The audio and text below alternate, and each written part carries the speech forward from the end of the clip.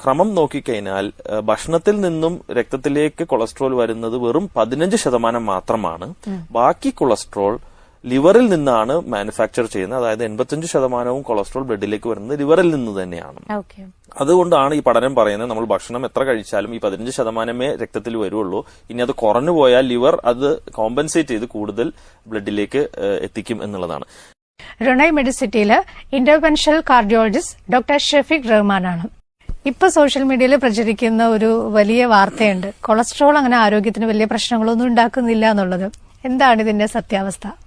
Social മീഡിയയിൽ വാട്സാപ്പിലും ഫേസ്ബുക്കിലും എല്ലാം പലവരും കണ്ടിട്ടുള്ള ഒരു മെസ്സേജ് തന്നെയാണ്.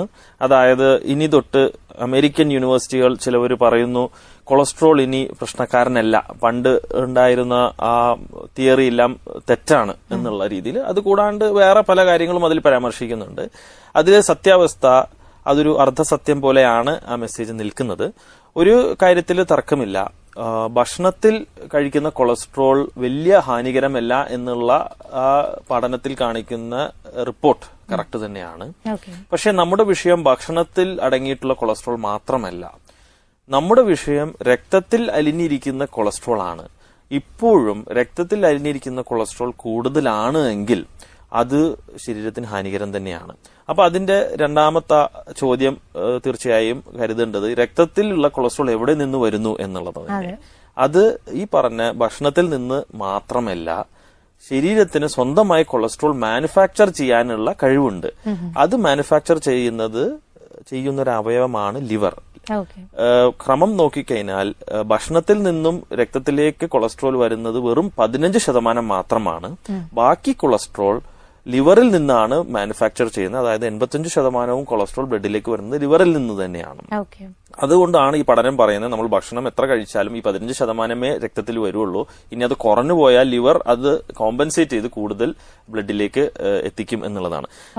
പ്രേക്ഷകർ മനസ്സിലാക്കേണ്ടത് കൊളസ്ട്രോൾ എന്നുള്ള ഒരു വാക്യം ഉപയോഗിക്കുന്നത് ശരിയല്ല.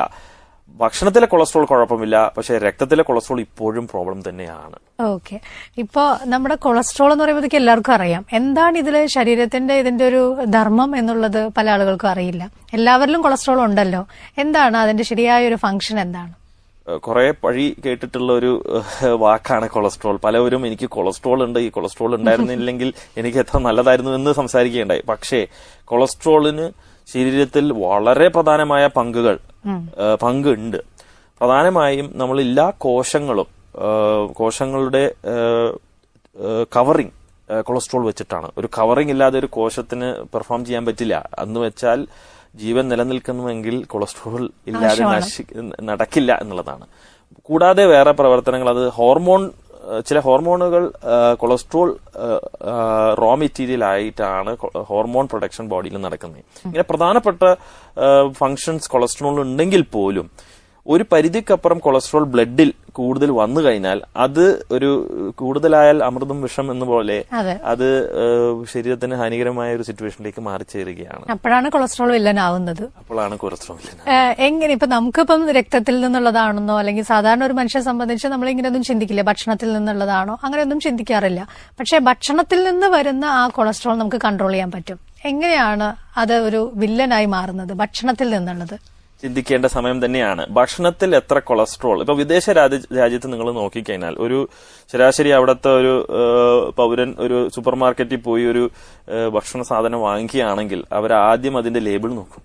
ലേബിൾ നോക്കി ഇതിൽ എത്ര കൊളസ്ട്രോൾ, എത്ര ഉപ്പ് എന്നുള്ളത് നോക്കി അതനുസരിച്ച് അവർ വാങ്ങിക്കും. ആ ഒരു ശീലം ഒരു പരിധിവരെ നമ്മളും സ്വീകരിക്കേണ്ടത് തന്നെയാണ്. നമ്മുടെ ഭക്ഷണത്തിൽ എത്ര കൊളസ്ട്രോൾ മാത്രമല്ല മറ്റ് പ്രോബ്ലം ഉള്ള കാര്യങ്ങളെല്ലാം നമ്മൾ മനസ്സിലാക്കേണ്ടത് തന്നെയാണ്. പക്ഷേ ഈ പറഞ്ഞ ഭക്ഷണത്തിലെ കൊളസ്ട്രോൾ വലിയ വിഷയമല്ല എന്ന് പറഞ്ഞതുകൊണ്ട് നമ്മൾ അതിൽ കുറച്ച് അയവ് വരുത്തിയിട്ടുണ്ട്. അയവ് വരുത്തിയിട്ടുള്ളത് നാച്ചുറൽ ഫോംസ് ഓഫ് കൊളസ്ട്രോൾ, അത് ഭക്ഷണത്തിൽ വലിയ രീതിയിൽ നിയന്ത്രിക്കേണ്ട എന്നുള്ള ഒരു റെക്കമെൻഡേഷൻ ഇപ്പം നമ്മൾ നടത്തുന്നുണ്ട്. നാച്ചുറൽ സോഴ്സ് ഓഫ് കൊളസ്ട്രോൾ എന്ന് പറയുമ്പോൾ മുട്ട, സീ ഫുഡ് എന്നുള്ളതാണ് ഏറ്റവും പ്രധാനമായിട്ടുള്ളത്.